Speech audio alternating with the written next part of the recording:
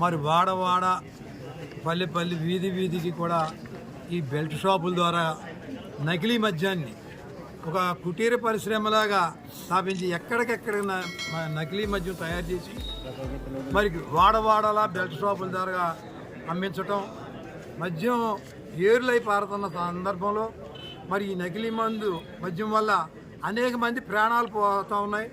అన్నీ కూడా హాస్పిటల్లో జాయిన్ అవ్వటం, ఆ రిపోర్టులు రావడం. మరి ఇంతకీ ఇలాంటి జరుగుతుందంటే నకిలీ మందు వాడటం వల్ల ఈ ప్రమాదాలు జరుగుతున్నాయని డాక్టర్లు రిపోర్ట్ ఇవ్వడం కూడా జరుగుతూ ఉంది. అవన్నీ కూడా ప్రభుత్వం దృష్టికి కూడా తీసుకురావడం జరిగింది.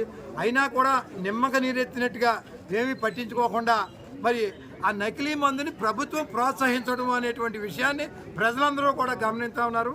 మరి దీన్ని మానుకోకపోతే మరి ప్రజలందరూ కూడా తిరగబడి మీకు బుద్ధి చెప్తారని చెప్పి తెలియపరుచుకుంటూ మరి తక్షణమే మరి ప్రజలందరూ యొక్క కోరిక మేరకు ఈ నకిలీ మందుని ఆపేయాలని వైఎస్ఆర్ పార్టీ తరఫున మేము డిమాండ్ చేస్తూ ఉన్నాం.